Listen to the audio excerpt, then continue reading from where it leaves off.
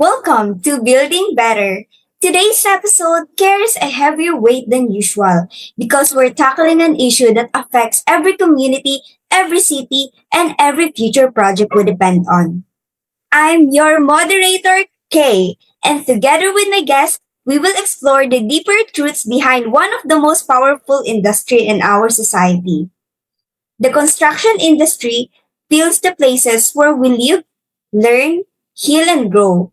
It shapes our skylines, connects our regions, and fuels economic development. Yet, behind these impressive structures lies a system that isn't always as solid as the buildings it creates.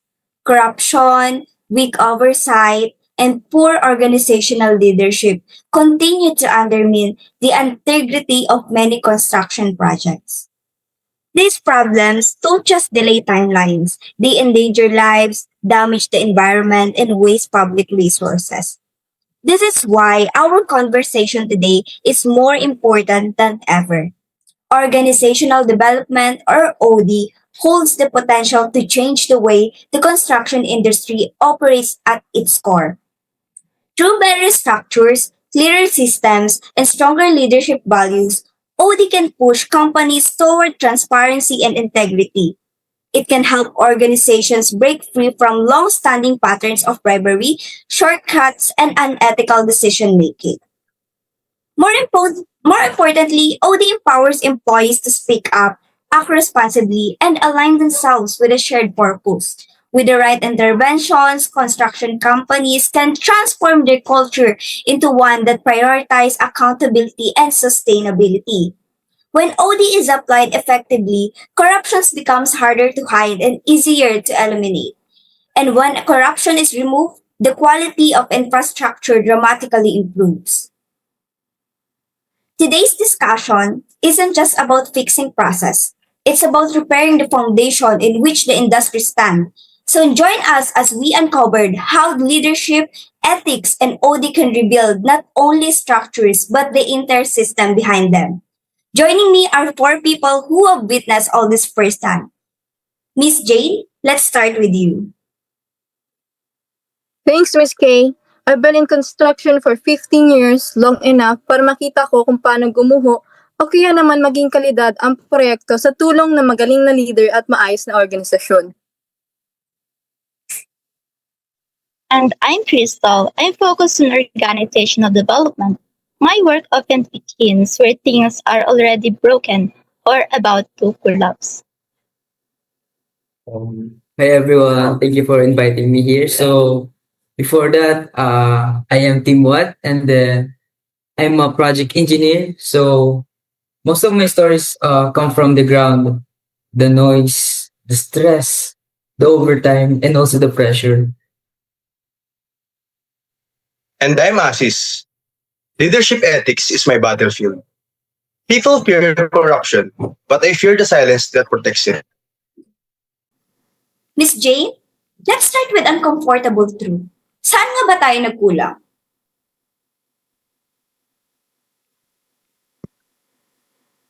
Where do I begin? Marami na akong nakitang mga anomalyahan sa procurement, and I've seen leaders who pretend they don't see wrongdoings. Marami na din akong nakitang delayed projects because someone needed a cut.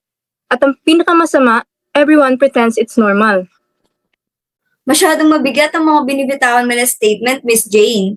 What do you think, Mr. Tim? Siguro tama naman kasi nakikita ko yan yung mga workers underpaid kasi budget is tight. Pero ang mga managers drive new SUVs. So, ang mga pinapagamit na materials is mga mahinang klase, safety gear used beyond their limits, and shortcuts approved by supervisors because we need to finish fast. Miss Crystal, how does OD interpret this? So what you're hearing is a systematic organizational failure, weak leadership, non-existent accountability, culture of fear, and culture of silence. These are not technical problems, kundi isang uri ng problema sa tao, sa organisasyon at sa kultura. Corruption grows where leadership is weak. Weak leaders don't discipline, tolerate. At kapag tolerate ka, nagiging sanhi ng kabuluhan sa sistema. Let's dig deeper into leadership. What makes leadership in construction so vulnerable? Hierarchy, absolute authority. So, when one person holds too much power and walang nagmo-monitor, dito nagsisimula ang pang-abuso ng kapangyarihan. Grabe nga. And also, yung mga ego ba, tapos, yung ibang mga leader, mas inuuna nila yung mga pride nila kaysa sa seguridad. Tandaan natin na a manager who ignored our warning about sa mahinang scaffolding, ang kanyang sinabi ay, "Don't question me." Makalipas lang ilang araw, a worker fell. He lived, but barely. So that's exactly why OD emphasizes distributed leadership, responsibly shared across roles, not centralized in one untouchable figure. At huwag din natin kalimutan ang political connections. Madalang leader ng takot dahil may kapila sa mga mataas na posisyon. Sabi nga, kapag ang leader ay walang takot sa consequences ng action sila, nagiging panganib sila. Ngayon, tanungin ko kayo, who is truly at fault? Is it the leaders, the system, the workers, or the culture?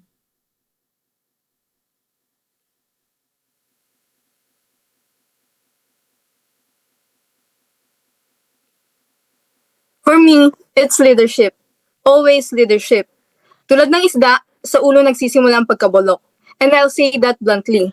In many construction projects, the leaders, whether contractors, project owners, or supervisors, sila yung nagsisimula kung paano magsimula ang isang proyekto at paano ito patakbuhin.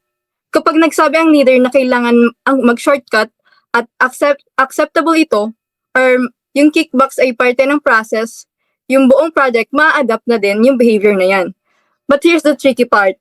These leaders operate inside a system designed with cracks.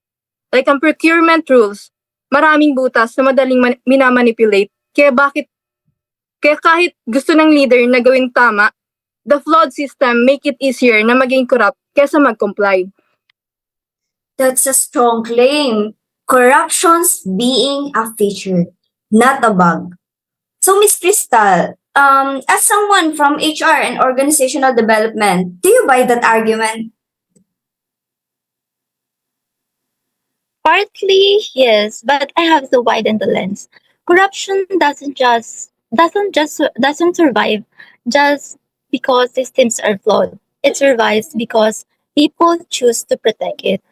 Leadership ang pinaka-head, ang pinakamalaki, ang ginagapan ng roles sa projects. Pero marami din ako nakikita ng mga middle managers na willing sila mag-participate sa kaanomalihan. Some rationalize it as everyone is doing it. Others feel forced and some do it to survive economically.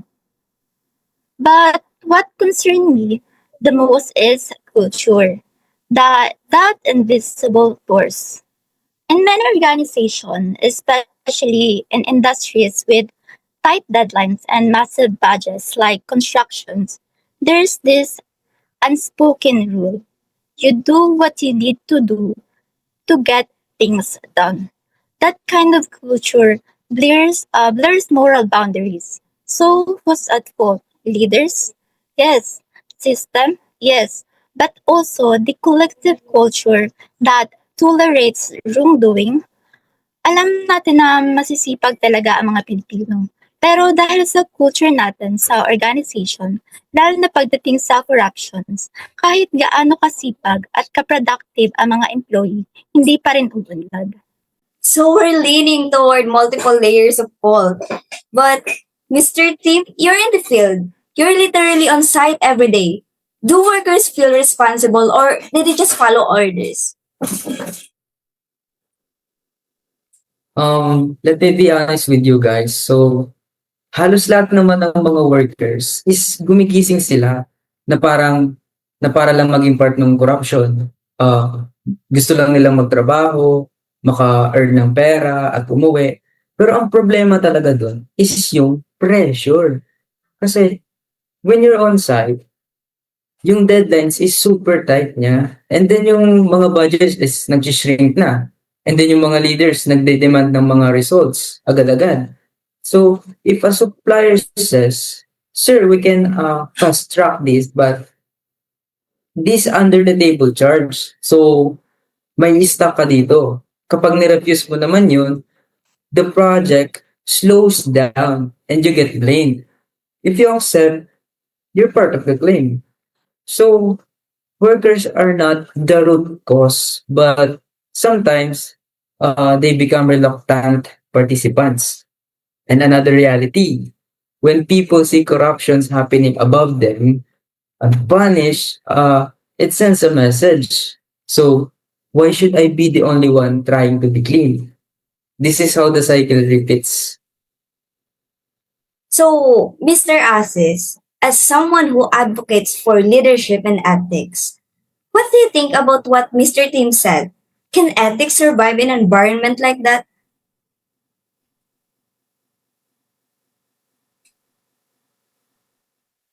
Ethics can survive, but only if the leaders actively protects it. Ethical behavior in an organization like a small flame in a windy place, it can stay alive, but someone needs to shield it. If leaders blow more wind instead, through intimidation, bravery, or negligence, the flames dies instantly. I want to challenge a point. Corruptions may be enabled by the system, but it is driven by human choices. Culture doesn't appear in its own. It is created by what leaders tolerate, reward, or punish. If leaders reward speed over integrity or connections over qualifications, corruptions becomes the cultural norms. So for me, the primary fault still lies with leadership because they define the culture and set the standards. Interesting. We got a debate forming. Miss Jane says the system creates the crack. Miss Crystal says culture sustains corruptions. However, Mr. Tim says workers are pressured into it. Mr. Asa says leaders are the root cause. Let's go deeper. Miss Jane responds to the idea that leaders are the real culprits. I hear the point about leadership, and I agree. Leaders influence culture. But here's my rebuttal. Even leaders are trapped by the bureaucracy. That's outdated. For example, government bidding process often requires so much paperwork that people start looking for shortcuts because the system is inefficient. And here's the painful truth.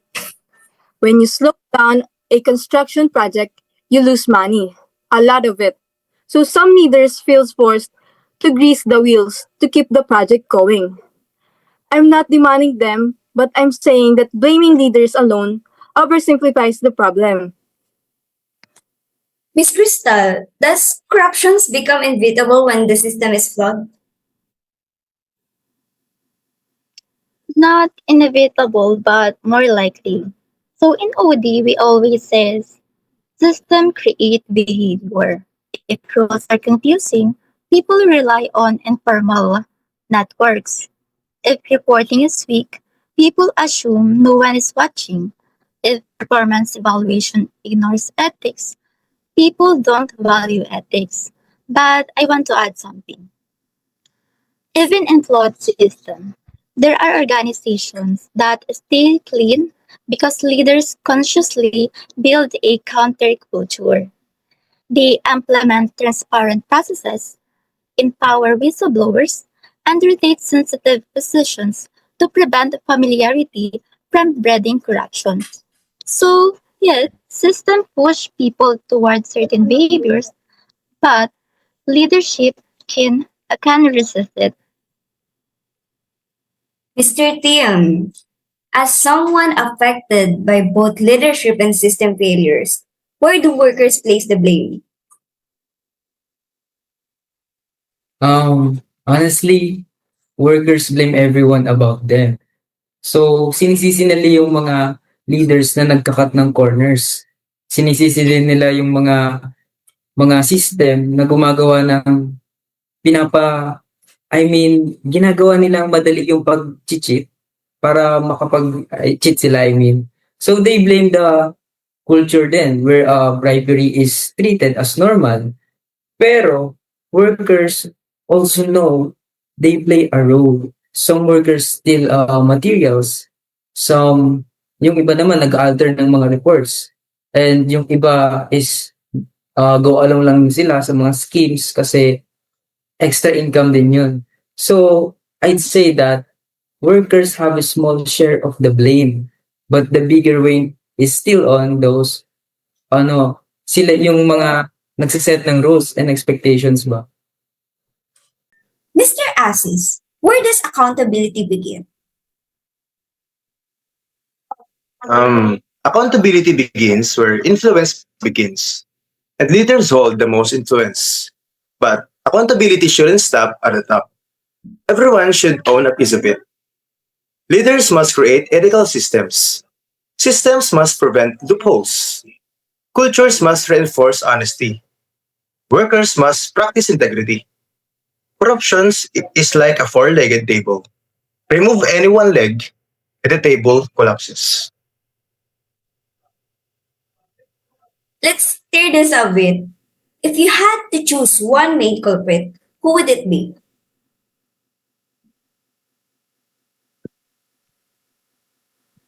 For me, it's the system. A broken structure encourage broken behavior. Kapag kasi ayos naman ang sistema, bakit walang nakakapagtangka na gumawa ng hindi maganda? Bakit? Kasi nga, alam nila na mahuhuli sila at matatakot sila dahil kapag nangyari, ay mawawala lahat sa kanila.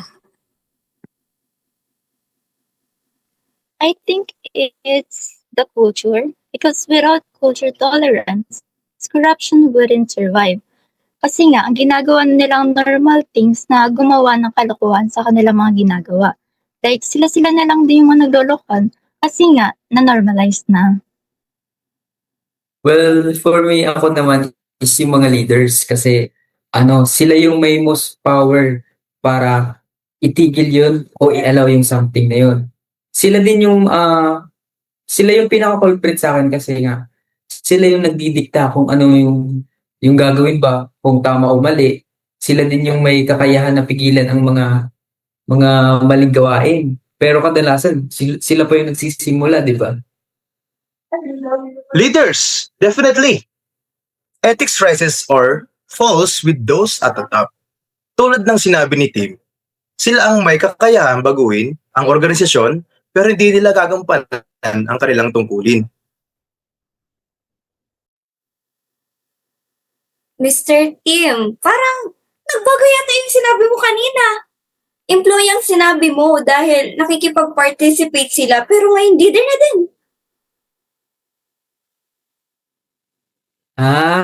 Kasi nga, ang tanong ngayon, kung sino sa tingin ko ang may kasalanan. Kaya ang sinabi ko, leader. Leader na ang aking sinagot kasi dahil mataas ang posisyon ng leader. And dahil na din sa kaya nitong i-pressure yung mga employees nila, di ba? So, na sunodin yung mga gusto nila. Oh, so thank you for sharing your insights. And now, let's move on to sharing your real moments when corruptions or weak leadership caused real harm.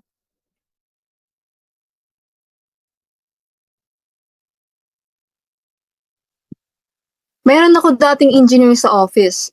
Magaling siya at nakikita ko ang kanyang potential. Kailangan niya lang ng experience and malayo ang kanyang maaabot.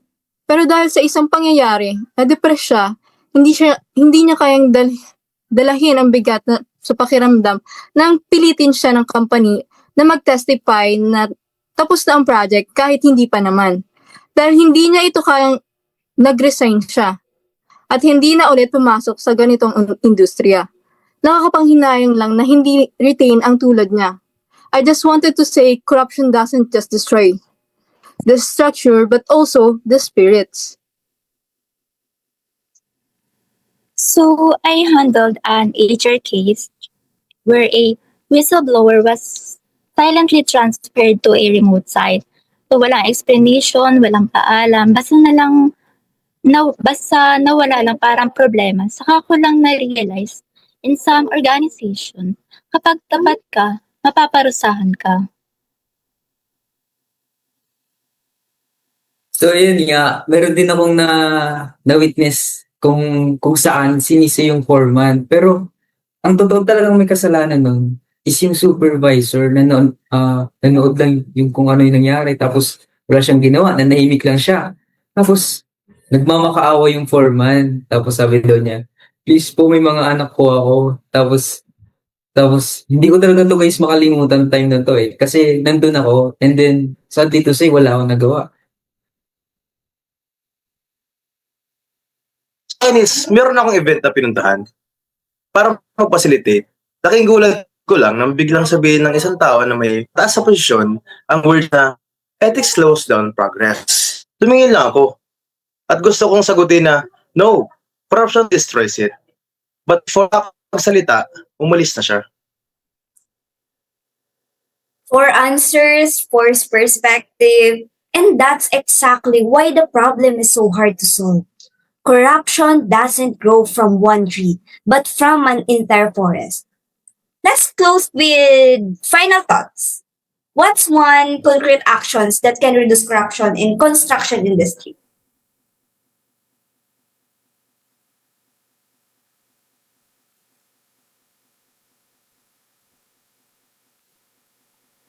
Digitalized all procurement and project documentation. Less human contact equals fewer opportunities for bribery. And I think embed ethics and performance evaluations. If employees are judged by integrity, they will value integrity. Well, for me is to ensure on-site transparency. Kasi kailangan dito i-ano na araw-araw mag daily logs ba, gano'n. And then mag ng CCTVs and open reporting.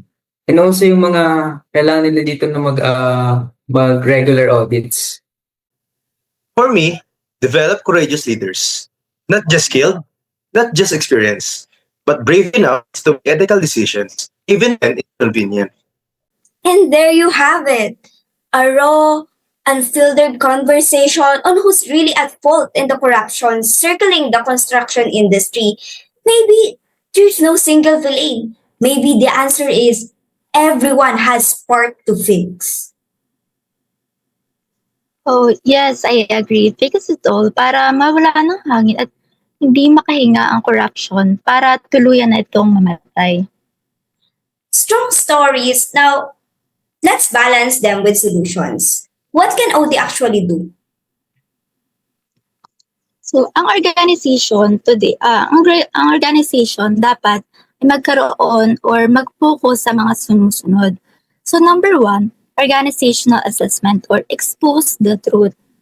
An organizational assessment systematically examines its structures, processes, and behaviors to reveal what is really happening inside the company. It exposes hidden issues such as inefficiencies, conflicts, or corruptions that leaders must address to improve performance. So the second is restructure team. Clarify roles, remove overlaps, because restructuring teams ensures that responsibilities are clearly defined so employees know exactly what they are accountable for. This eliminates duplicated tasks, reduces confusions, and improves coordinations across the entire organizations. And the third is transparent procurement system. Transparent procurement system establish clear rules and documented procedures for purchasing, preventing favoritism, fraud, or hidden deals. So this system builds trust by ensuring that all transactions are fair, competitive, and auditable. The fourth one is leadership development programs. Leadership development programs strengthen the skills and attitudes for managers so they can guide teams more effectively. They help create a pipeline of ethical, competent leaders who influence culture and performance. And the fifth one is clear KPIs and accountability measures. Clear KPIs make expectations measurable, giving employees a specific target to achieve, and accountability measures ensures that individuals and teams are responsible for results, reducing excuses, encouraging high performance. And the last one is culture building initiatives. Culture, culture building initiatives promote shared values and behaviors that support teamwork, integrity, and productivity. So these efforts shapes how employees interact daily, so strengthening organizational identity and long-term success. At tungkol naman sa ethics, kailangan nila ng ethics committee for formal groups within an organization responsible for promoting and upholding ethical standards. They review cases involving misconduct, conflicts of interest, or violations of company policies. And they provide guidance to ensure that decisions are fair, transparent, and aligned with organizational values. Whistleblowers' protections, on the other hand, are policies of or law designed to safeguard employees who report unethical or illegal activities within the workplace. These protections help ensure that individuals can raise concerns without fear of retaliation, such as termination, demotion, or harassment, and often guarantee confidentiality and legal support. Coaching is a development approach that focuses on improving a leader's specific actions and habits. Instead of targeting personality traits, this coaching method identifies observable behaviors such as communication, decision making, and conflict management, and helps leaders strengthen these skills through structured feedbacks and guided practice. Together, these concepts support an ethical, safe, and a well-managed organization. Kailangan din nila ng digitalization, digital logs, automated inventory, reduced human manipulation. Well, for me, in regards sa organization is kailangan doon may mga mindset dapat sila na safety first. And also is to empowerment of engineers and also the workers. What a nice mindset. So, kung ma-implement ba yung mga sinabi niyo, ano kaya kalalabasan ng industry? May maayos, walang bahid ng korupsyon. Makakatulong sa mga manggagawa at higit sa lahat, makagawa ng maayos at kalidad ng proyekto. Oh. So, ngayon naman, let's talk about the impact of the construction industry in our nature. So, Miss Jane, based on your experience, how does the construction industry contribute to environment degradation? Thank you, Kay. People always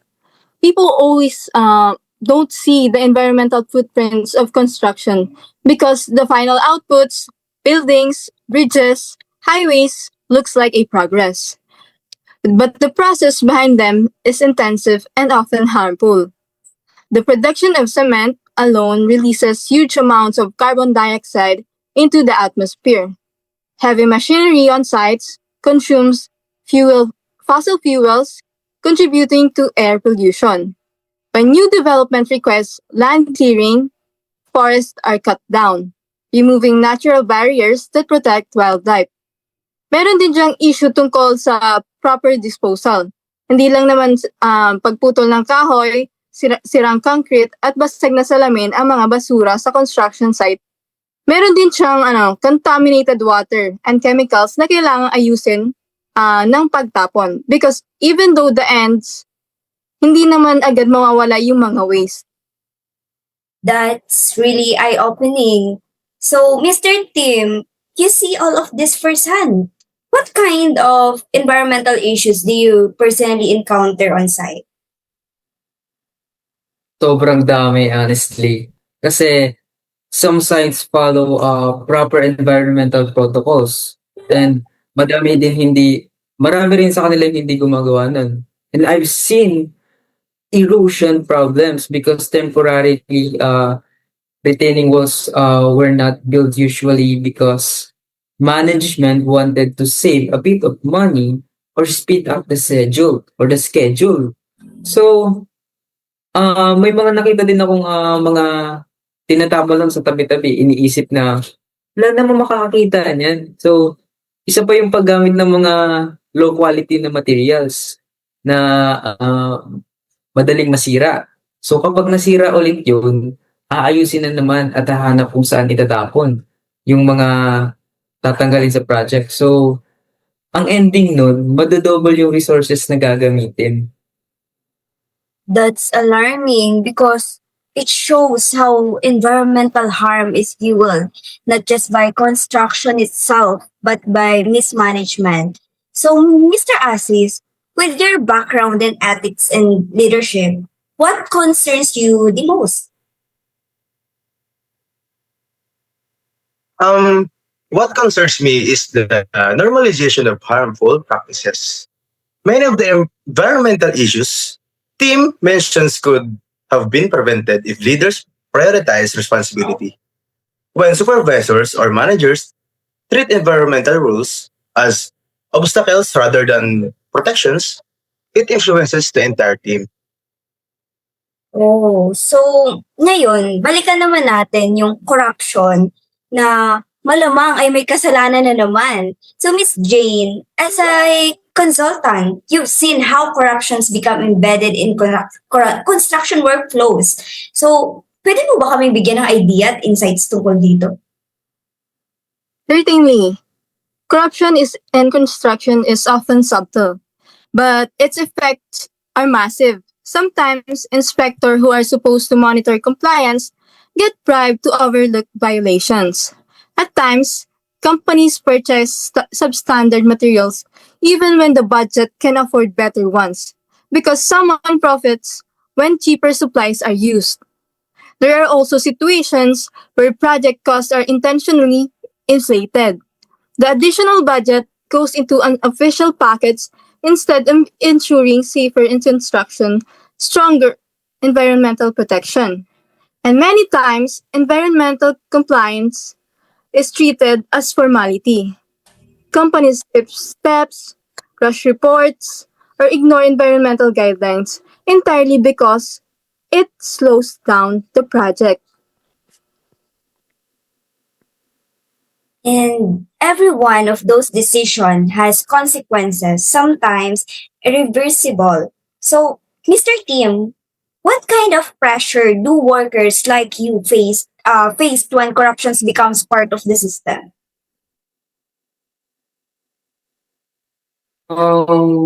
As I said nga kanina, talagang mahirap. And sometimes, yung pressure is direct yun eh. So, sometimes, tells you to sign a document and then skip a safety step. Step or a material that you know is substandard. So other times it's indirect. So like when a superior hints you that you should just cooperate not make things complicated. Mr. Asis, sa tingin mo, ano nga ba ang ethical na gawin kapag may gagawin silang project na nakaka-apekto sa environment? I think kahit sa ethics and legal process, kailangan talaga muna na alamin at aralin kung ano nga ba ang mga compliance na kailangan gawin bago simulan ng isang project. Halimbawa, makikipag-ugnayan ang organisasyon sa local government units para alamin kung ano nga kailangan gawin if ever na kailangan nilang putulin ang isang puno na matanda na. Kung kailangan ba nila itong palitan at kung ano ang kailangan nilang sundin ng mga policy. Miss Crystal, as an HR and OD specialist, sa tingin mo ba kayang gawin ng organization yung mga sinasabi ni Mr. Asis? Oo, kaya nila yun ma-comply, pero dahil nga sa corruption, di na nila sinusunod ang ganyang proseso. Mas pipiliin minsan ng leaders na magbayad na lang para hindi na kailangan gawin ang mga yan. So parang sinusukulan na lang nila yung mga tao na magbigay ng documents para mapadali yung kanilang mga trabaho. We've covered the major environmental issues caused by non-compliance, but let's unpack this deeper. Many people still think construction damage is just dust and noise. Pero hindi ba meron pang mas malalang na idudulot ang hindi pagsunod ng mga construction company sa mga legal process? Ano nga ba yung mga ito? So, basically, one hidden impact is groundwater depletion. So, many non-compliant sites illegally tap deep wells to supply their water needs. So, this lowers groundwater levels, which then affects the nearby communities that rely on the same source.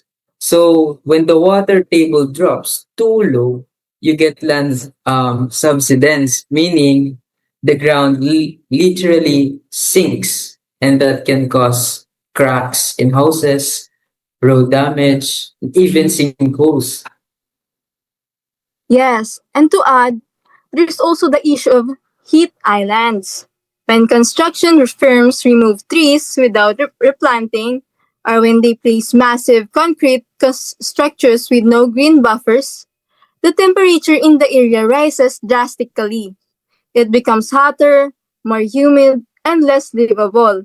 Non-compliant developers skip the tree replacement requirements, which contributes to the loss of natural cooling. And the public blames climate change.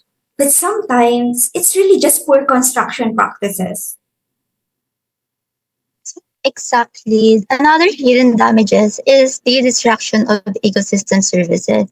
So these are the natural systems that human benefits from without even realizing it.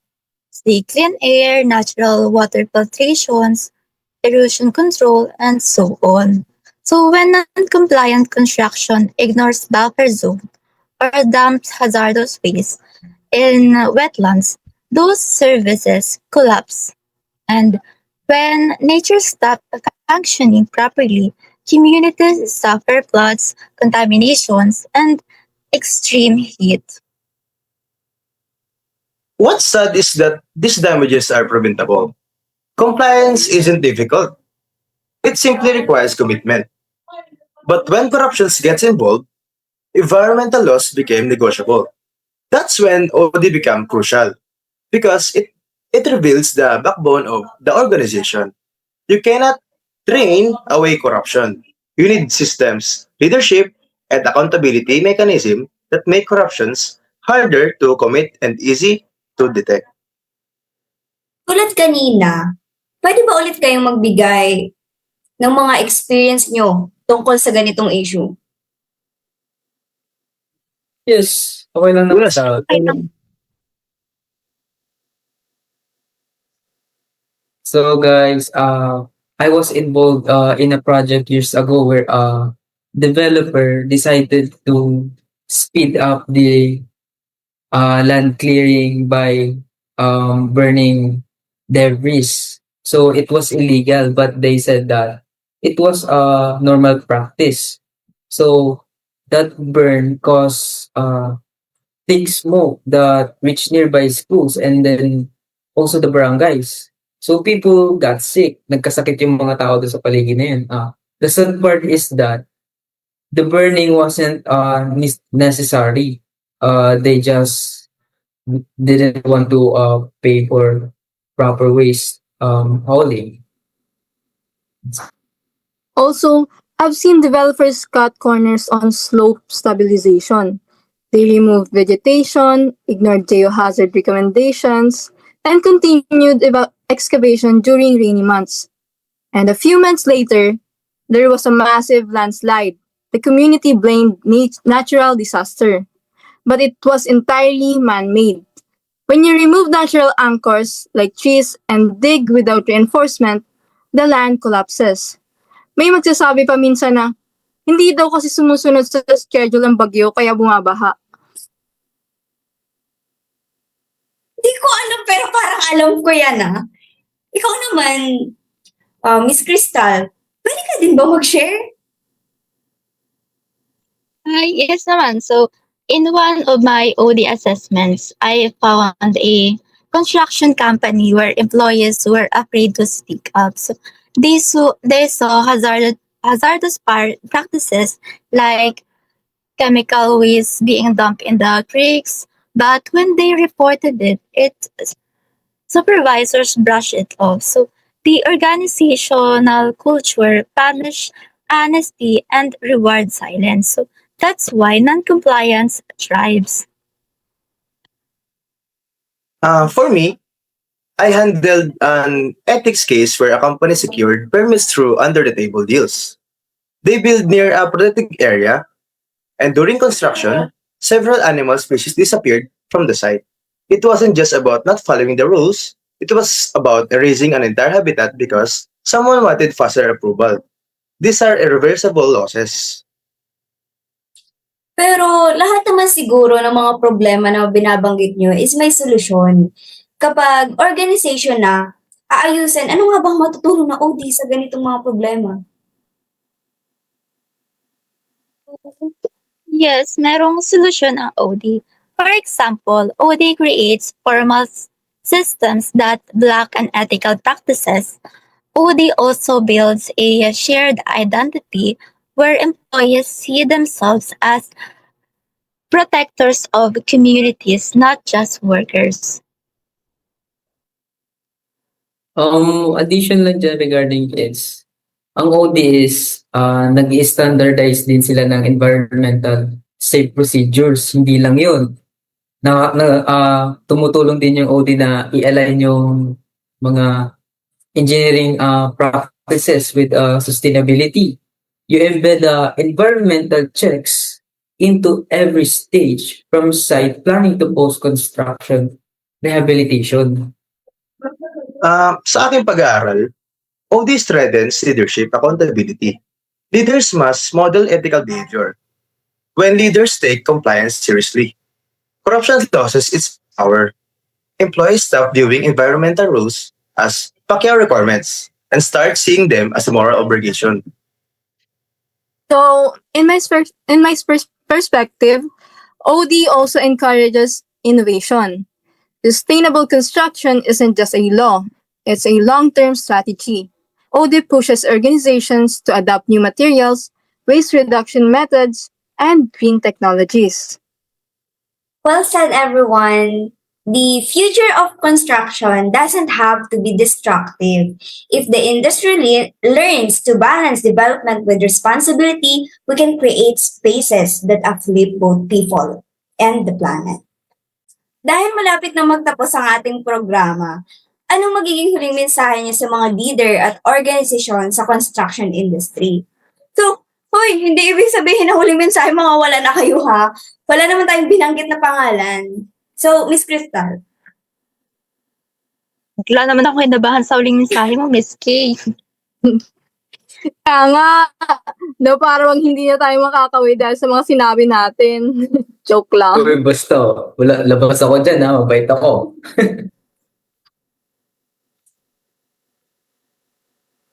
So, ayun na nga. Kidding aside, ano yung mga gusto niyong sabihin bago matapos yung programa natin ngayong araw? So, sa mga leaders dyan, makinig kayo.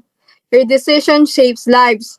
Meron lang dalawang kalalabasan. Ang magiging decision nyo ang bumuo ng tiwala o sirain ito. And for organizations naman, huwag kayong matakot magbago. Always remember, changing is one of the processes towards success. And sa mga workers and engineers dyan, sa labas dyan ha, kapag may nakita kayo, huwag kayong matakot magsalita kasi silence is also a form of participation. To those tempted by corruption, remember, even peso you take leaves a crack in someone else's home, school, or future. So, that's all. Narinig natin ang iba't ibang insights ng ating mga bisitang professionals.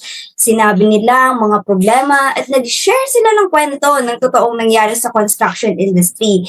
Nagbigay din sila ng kanilang suggestions para maiwasan ang issues sa organization. So, the construction industry builds the nations. But before we can build anything, we must fix the foundations of leadership, integrity, and organizational system. This has been Building Better. Thank you for joining us. And may we all keep building, but this time on solid ground. Thank you. Thank you. Thank you po. Bye Thank you everyone. for having us. Grabe, natuwa kami.